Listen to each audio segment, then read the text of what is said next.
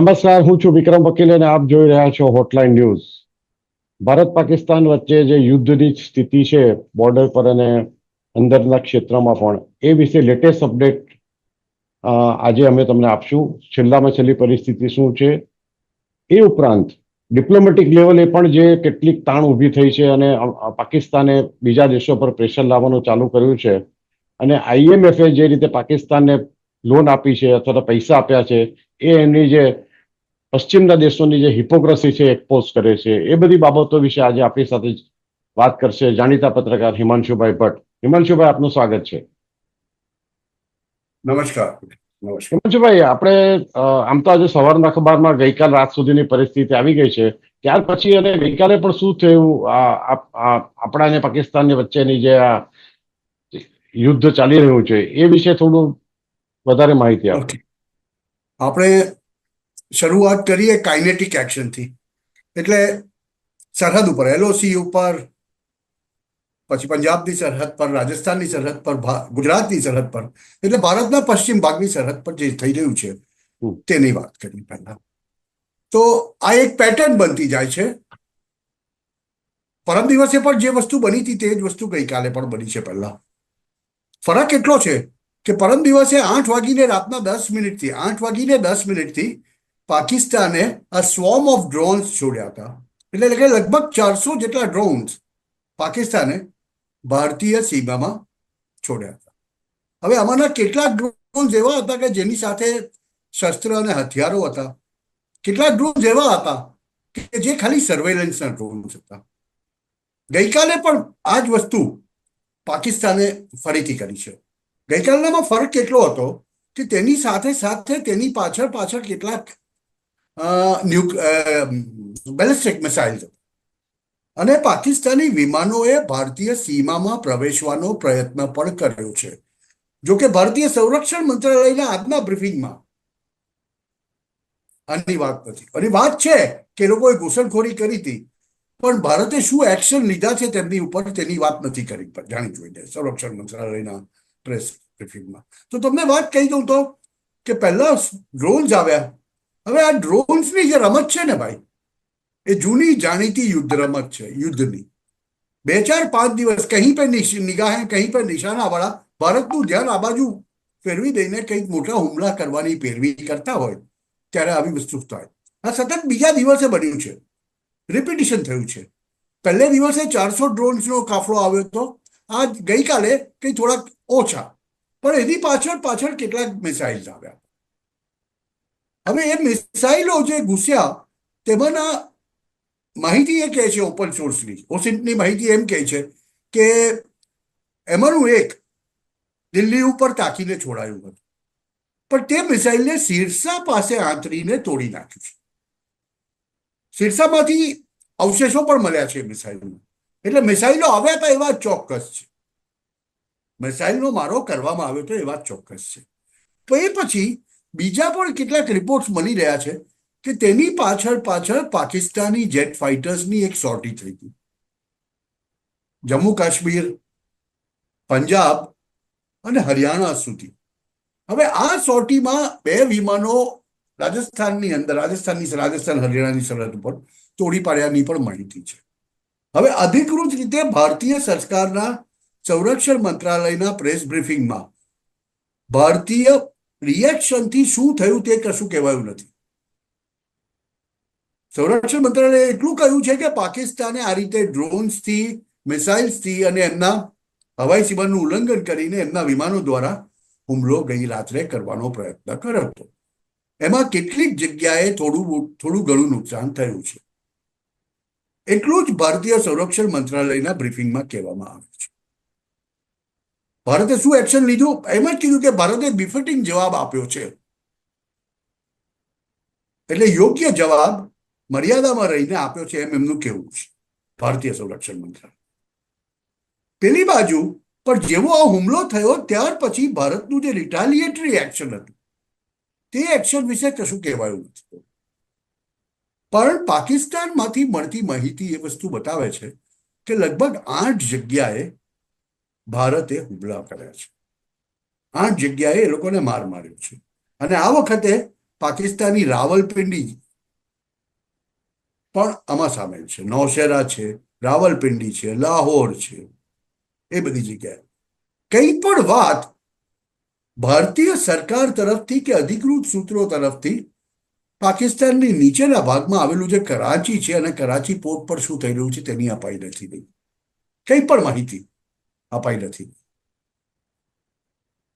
અને પત્રકારોને સંયમ વર્તવા માટે કહેવામાં આવ્યું છે, મીડિયા અને સોશિયલ મીડિયાના પણ, કે જ્યાં સુધી અમે જેટલું કહીએ અધિકૃત રીતે પ્લીઝ એટલું જ કહેજો અમે. એટલે માહિતી ખબર હોવા છતાં પણ અમુક માહિતીઓ અમે તમને નથી આપી શકતા, દર્શકો સમજી શકે તેમ છે. આમાં ખરાબ માહિતી નથી એ વાત હું ચોક્કસપણે કહી શકું છું. પણ ભારત બહુ કન્ઝર્વેટિવલી ચાલે છે અને ભારત અત્યારે ત્રાસવાદનો ખાતમો બોલાવવા માટે પાકિસ્તાની ધરતી ઉપર આ એક્શનો લઈ રહ્યું છે. આ ભારતનું ઓફિશિયલ સ્ટેન્ડ છે. આ વસ્તુને બરાબર સમજવાની જરૂર છે આપણે.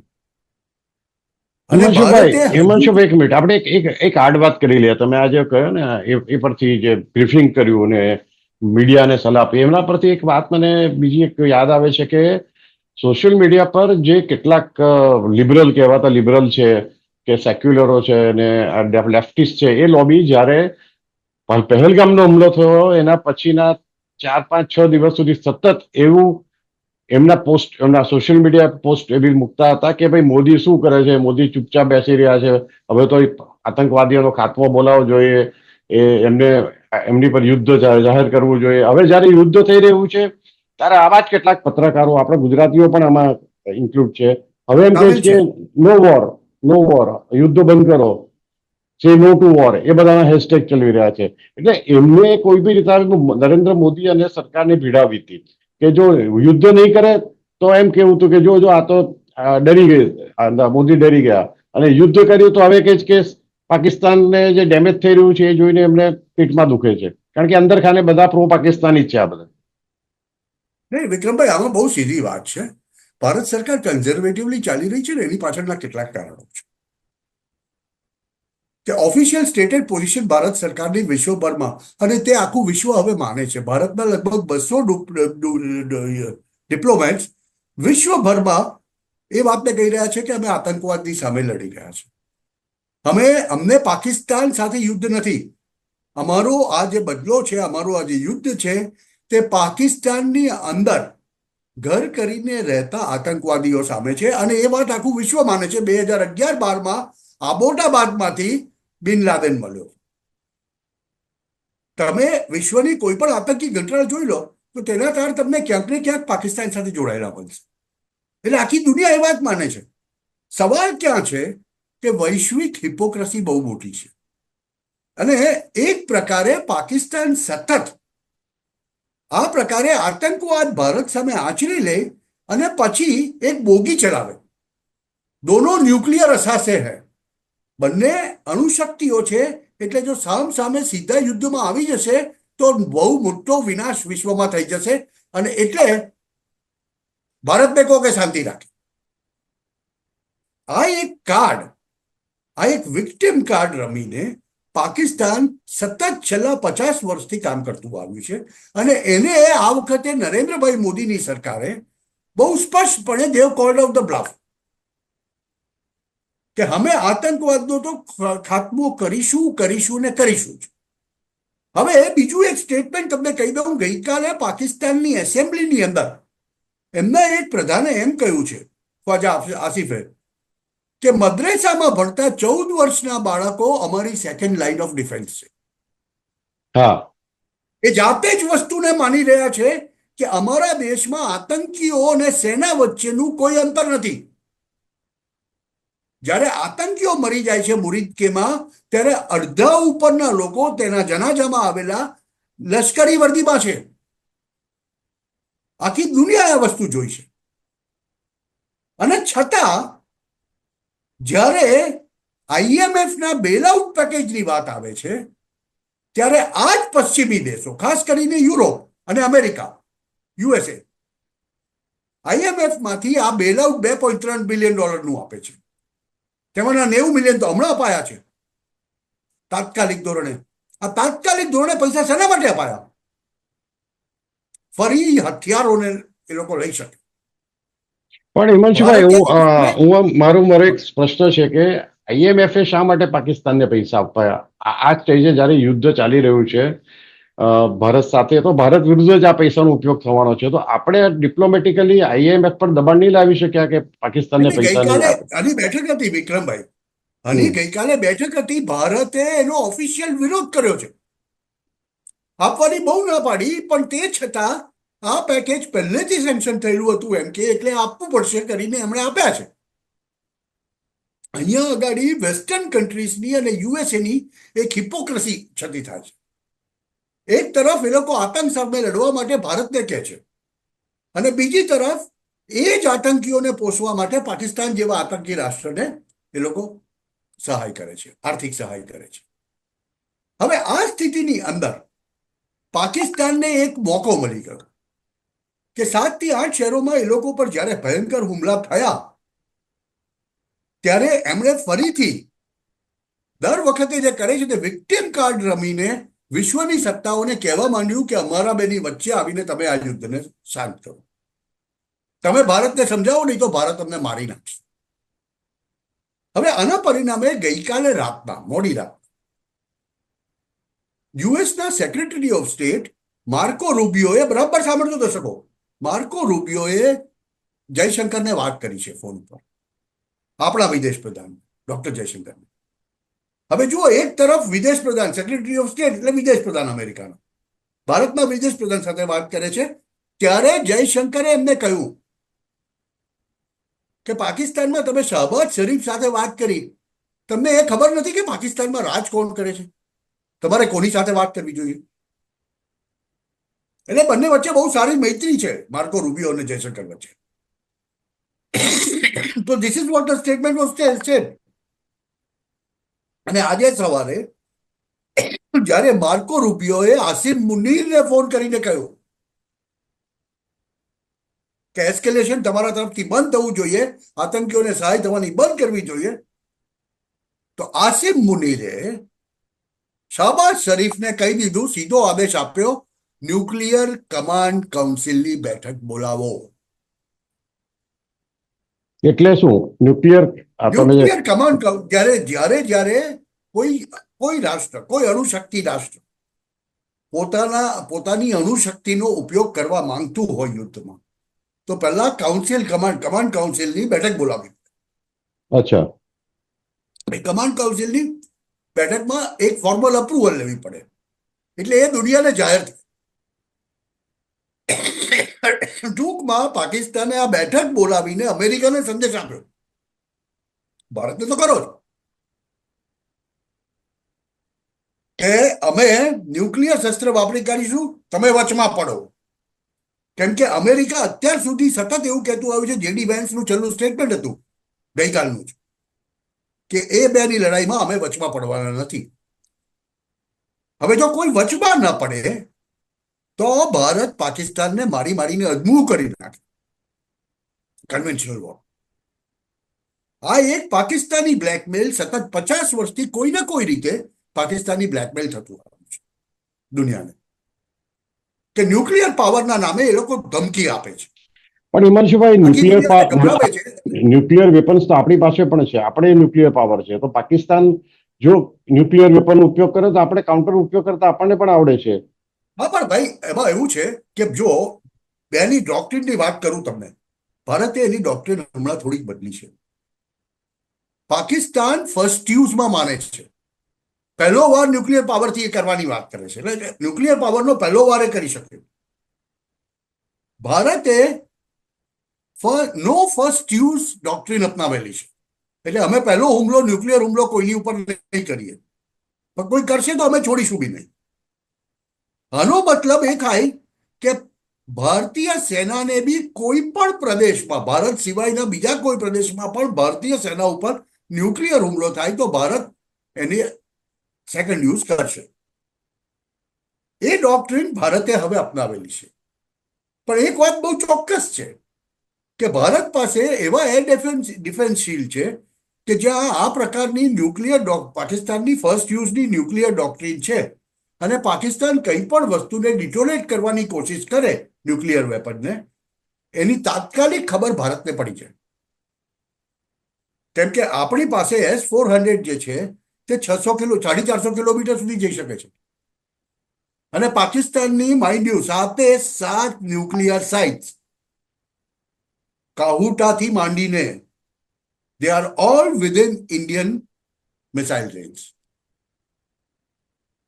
એટલે પાકિસ્તાને આ દુનિયાને બ્લેકમેલ કરવા માટે ફરી ન્યુક્લિયર બ્લફ ચલાવ્યું છે. પરિસ્થિતિ અહીંયા આગળ એક ટર્ન લે છે. હવે સ્વાભાવિક છે કે યુએસએ ફરીથી ભારતને કહેશે કે આ ગાંડાઓએ તો આ કર્યું છે. એક જાતનું ઊંધું પ્રેશર લાવવાની વાત છે. એક બાજુ યુએસએ વચ્ચે પડવાની ના પાડે છે, બીજી તરફ યુરોપ આખું કહે છે કે આતંકવાદનો સફાયો થવો જોઈએ, છતાં એ લોકો IMFની લોન આપી દે છે. એ લોકો ભારતનો લેખિત વિરોધ છે. ગઈકાલે રાતના 10 વાગે અમે ડોક્યુમેન્ટ જોયું કે ભારતે એનો લેખિત વિરોધ આપ્યો છે. જ્યારે IMFએ કહ્યું કે આ કિસ્ત તો આપવી જ પડશે, અમારે આ હપ્તો તો આપવો જ પડશે, ત્યારે એટલે કહેવાનો મતલબ 24 કલાકમાં પાકિસ્તાને પાછા એના એક ધાંધિયા શરૂ કર્યા છે. એમને ખબર છે કે જેવી એ ન્યુક્લિયર થ્રેટ આપશે તો એમનો ડોક્ટ્રીન તો ફર્સ્ટ યુઝનો છે. હવે ગાંડા લોકો છે બુદ્ધિ વગરના, ક્યાંક એક ચલાવી દીધું અને ક્યાંક એકાદ શહેર ઉપર એને ન કરે નારાયણ કે પોતાની જ પ્રજા ઉપર ચલાવી દીધું. કે માની લો કે ભારતીય સેના LOC થી અંદર ગઈ અને ત્યાં ન્યુક્લિયર વેપનનો ઉપયોગ કરી લીધો. ટેક્ટિકલ નાનો અમસ્તો ટેક્ટિકલ ન્યુક્લિયર વેપન હોય એ પણ મોટો વિનાશ સર્જી શકે છે. પછી ભલે ભારત પાકિસ્તાનને નેસ્તોનાબૂદ કરી દે. એકવાર પાકિસ્તાન આનો કોઈ ઉપયોગ કરે પછી ભારત એને જીવતું ના છોડે, આખા પાકિસ્તાનને નેસ્તોનાબૂદ કરી દે. પણ દુનિયામાં જે સ્થિતિ સર્જાય ખાલી ભારત અને પાકિસ્તાન પર નહીં, તે અકલ્પનીય છે. કેમ કે 1944-45માં છેલ્લે હિરોશીમા અને નાગાસાકીને આપણે ન્યુક્લિયર અસરમાં જોયા છે. ત્યાર પછી કોઈએ આ પ્રકારનો અનુભવ કર્યો નથી. ચેર્નોબિલનો અનુભવ થોડોક છે યુક્રેનમાં. પણ કહેવાનો મારો મતલબ એ છે કે આ પ્રકારનું ન્યુક્લિયર થ્રેટ સતત પાકિસ્તાન આપતું આવ્યું છે. 1971 પછી દરેક સંઘર્ષ જે થયા, કઈ પણ વાત આવે એટલે પહેલું તાત્કાલિક હમ ન્યુક્લિયર અસાસે હૈ. પોતે ન્યુક્લિયર પાવર હોવાની ડીંગ હાંકીને પાકિસ્તાન દાદાગીરી વિશ્વમાં કરતું આવ્યું છે. અને એને આ વખતે આ ચૂંટણી આ વખતના સંઘર્ષમાં નરેન્દ્રભાઈ મોદીએ કીધું છે આવવા દે, મારે જોવું છે તમારા ન્યુક્લિયર પાવરનું શું થાય છે. કે ન્યુક્લિયર બોમ્બ કઈ એમ નથી ડિટોનેટ થઈ જતો ભાઈ. એના માટે જાત જાતના કમાન્ડ જોઈએ, એના માટે જાત જાતના એ જોઈએ. અને એવું કહેવાય છે કે પાકિસ્તાની મોટાભાગના ન્યુક્લિયર બોમ્બ જે છે they are in the safe custody of Saudi અરેબિયામાં છે અને એની ચાવી US પાસે છે. પણ પાકિસ્તાનની સેના પાસે આવા નાના મોટા ડર્ટી બોમ્બ હોવાની શક્યતાઓ છે. એ વાત બરાબર સમજજો. આવા નાના મોટા ડર્ટી બોમ્બ હોવાની શક્યતા, અને એ પાવ કે બમ જેને કહેતા હતા તેનો ઉપયોગ કરીને તે ભારતને અને વિશ્વને બ્લેકમેલ કરવાની કોશિશ કરે. અને એટલે આવતા 2-3 દિવસ બહુ મહત્વના થઈ પડવાના છે. ડિપ્લોમેટિકલી, આંતરરાષ્ટ્રીય ડિપ્લોમેટિકલી ભારત એને કઈ રીતે ડીલ કરે છે, જીઓપોલિટિક્સની દ્રષ્ટિએ પણ ઘણી બધી વસ્તુઓ ડિફાઇન કરનારો છે. આપણે ત્યાં કેટલીક વ્યક્તિઓ માને છે કે આ યુદ્ધ 7-8 દિવસ 15 દિવસો પૂરું થઈ જશે, પાકિસ્તાન તો બહુ નબળું છે. પણ એ આખી થીસીસ મને બહુ ગળે ઉતરતી નથી. તમે યુક્રેન જુઓ, રશિયા આગળ સાવ બચ્યું હતું, આજે 2 વર્ષ ઉપર સમય થઈ ગયો, હજુ કોઈ એનું નિકાલ આવતો નથી. એટલે એ સરખામણી નહીં કરી શકાય. નહીં, એટલે મેન્ટલી નહીં, આપણા લોકોએ મેન્ટલી પણ તૈયારી. યુક્રેન તો પૂરું ડિફેક્ટો નેટો છે, નેટો લડી રહ્યું છે. યુક્રેનને તો આખું યુરોપ અને USA જોઈએ એટલા શસ્ત્રો આપતું હતું. અત્યારે પાકિસ્તાનને શસ્ત્ર સહાય સાહેબ ખાલી બે જગ્યાએથી મળી રહી છે. એક તુર્કીએ જોઈએ એટલા ડ્રોન્સ આપે છે, અને એ પણ ભારત એ પેલી તુર્કીઝ એરલાઇનની ફ્લાઇટને અલાઉ કરે છે પાકિસ્તાનમાં લેન્ડ કરવા એટલે, અને ચાઇનીઝ આપે છે. વિશ્વમાં કોઈ જગ્યાએથી પાકિસ્તાનને બીજી કોઈ સહાય નથી મળતી. એ વાત ઓથેન્ટિક છે કે પાકિસ્તાન પાસે તેની ટેન્કો અને તેના વેહિકલ્સમાં ચાલે એના માટે 6 દિવસથી વધારેનું તેલ નથી. એની પાસે રેગ્યુલર વોરફેર 24 કલાક જો તમે આખી પશ્ચિમી સરહદ સળગાવી દો, એટલે શરૂ કરી દો, તો 4 દિવસથી વધારે ના ચાલે એટલું એમ્યુનેશન છે. 4 દિવસ જ ચાલે એટલું એમ્યુનેશન છે. પછી તે મોટી 155 ગનની ગોળીઓ હોય કે ગોળા હોય કે જે હોય તે, અને ભારતે એની બફોર્સ તો હજુ શરૂ નથી કરી. ભારતે હજુ આટલી વાત આપણે કરીએ છીએ S-400ની, સાહેબ S-400ની એક પણ બેટરી છેલ્લા 2 દિવસમાં આજે એ લોકોના જે ડ્રોન્સ આવતા હતા એને મારવા માટે નથી વપરાય. એ તો આપણી આખી ઇન્ટિગ્રેટેડ કંટ્રોલ સિસ્ટમ છે કે જ્યાં નીચલા હથિયારોથી આ બધા ડ્રોન્સને તો ખતમ કરાયા છે. S-400ની બેટરી તો વપરાય જ નથી. એ તો ખાલી આજે મિસાઇલ માટે વપરાય. એટલે કહેવાનો અર્થ એ છે કે વોરફેર કંઈક જુદી રીતનું હોય છે. અને યુક્રેન લડી શકે છે કેમ કે યુક્રેનને 500-700 બિલિયનના હથિયારો યુરોપ અને અમેરિકાએ મળીને આપ્યા છે. પાકિસ્તાનની તો ઇકોનોમીનું કદ 265 બિલિયનનું છે. પાકિસ્તાનને હથિયાર ક્યારે આપે કે જ્યારે તે દેશને ખબર હોય કે આ હથિયારના પૈસા મને મળવાના છે આજે નહીં તો 2 વર્ષે પણ અત્યારે તો પાકિસ્તાન કંઈ પાછું આપી શકે એવી સ્થિતિમાં નથી. અને એટલે જ દર્શકોને એક વસ્તુનું કહી દેવાનું કે અત્યારે ભારત સરકાર કંઈ નથી કહેતી. હું કશું જ નહીં બોલીશ. હું માત્ર એટલું કહીશ કે ધ્યાન રાખજો, વખત કદાચ એવો આવશે આવનારા દિવસોમાં કે ભારત પાકિસ્તાનની 3 સેના જે કહેવાય ને, ભૂમિની સેના, નૌકા સેના અને વાયુસેના, એમાં સૌથી નબળું પાસું હોય છે નૌકા સેનાનું પાકિસ્તાન, અને ત્યાર પછી એરફોર્સ, એટલે નેવી અને પછી એરફોર્સ. એવો વખત આવશે કે આવતા 3 દિવસમાં પાકિસ્તાની નેવીને નેસ્તો નાબૂદ કરાશે. 3 દિવસ, 5 દિવસ, 7 દિવસ, કે પછી એવો જબરજસ્ત બ્લોકેડ થશે પાકિસ્તાની સી રૂટ્સનો કે એક ચકલું પણ પગ નહીં મારી શકે. અને પાકિસ્તાની એરફોર્સને એમની એર ડિફેન્સ પર હુમલા કરીને એવી ખતમ કરી દેવા છે કે પછી આંધળો માણસ જેવી રીતે આકાશમાં ફરતો હોય ને એવી રીતે પાકિસ્તાની વિમાનો જો ઉડશે તો એને ફરવું પડશે. ટેક ઓફ કરી શકે નહીં કરી શકે એવી સ્થિતિમાં લાવી ગયા છે. અને એ જો એ થઈ શકે કે જેના હમણાં પ્રયત્નો થઈ રહ્યા હોય એવું લાગી રહ્યું છે, એ બાબતે કોઈ માહિતી આપી શકાય એવી સ્થિતિમાં નથી. પણ કહેવાનો મારો મતલબ એ છે કે આ જે વોરફેર છે ને તે આ વખતે કંઈક જુદા પ્રકારનું છે. પેટર્ન આખી બદલાઈ ચૂકી છે. અને ભારત સરકાર બહુ કોશિયસલી માહિતી બહાર પાડી રહી છે. એટલે આપણે માત્ર ઓફિશિયલ માહિતી પ્રમાણે ચાલીએ કે આપણે માત્ર ભારતીયોએ જોયેલી વસ્તુઓ પર ચાલીએ તો ભારતીયો એમ કહે છે, પંજાબ અને કાશ્મીર, પંજાબ અને હરિયાણાના, કે 2 વિમાનો પડ્યા છે પાકિસ્તાની સોર્ટીસની, એટલું જ કહી શકાય. પણ સ્થિતિ અત્યારે વિસ્ફોટક છે વૈશ્વિક દ્રષ્ટિએ, અને આવતા 2 કે 3 દિવસ એ વસ્તુ ડિટર્મિન કરશે કે પાકિસ્તાન અને ભારત વચ્ચેનું યુદ્ધ કેટલું ચાલી શકે. જો ભારત વાત નહીં માને, ભારત કે અમે તો ભાઈ નક્કી કર્યું છે આતંકીઓના અડ્ડાઓ અને આતંકીઓના આકાઓ બધે મારીને જ અમે તો બંધ થવાનું, તો આમાં અમેરિકા જાજુ કંઈ નહીં કરી શકે. અમેરિકાને કોઈ છૂટકો નથી રહેતો. જો અમેરિકાને ફ્રી ટ્રેડ ડીલ કરવી હોય ભારત સાથે તો કોઈ છૂટકો નથી રહેતો. પાકિસ્તાનના અણુબોમ્બની ચાવી પણ હિમાંશુભાઈ, અમેરિકા પણ જાણે છે જે રીતે ઓસામા બિન લાદેનને વર્ષો સુધી પાકિસ્તાને શરણો આપ્યું હતું અને આબોટા બાદમાંથી છેલ્લે અમેરિકાનો એમને શોધી કાઢ્યો અને મારી નાખ્યો. એટલે પાકિસ્તાન એને પ્રોટેક્ટ કરતું હતું એ તો અમેરિકાને ખબર જ છે, વિશ્વ આખાને ખબર છે કે આતંકવાદીઓ બધા ક્યાં આવીને છુપાય છે. દાઉદ ઇબ્રાહિમથી માંડીને હાફિઝ સઈદ થી માંડીને ઓસામા બિન લાદેન.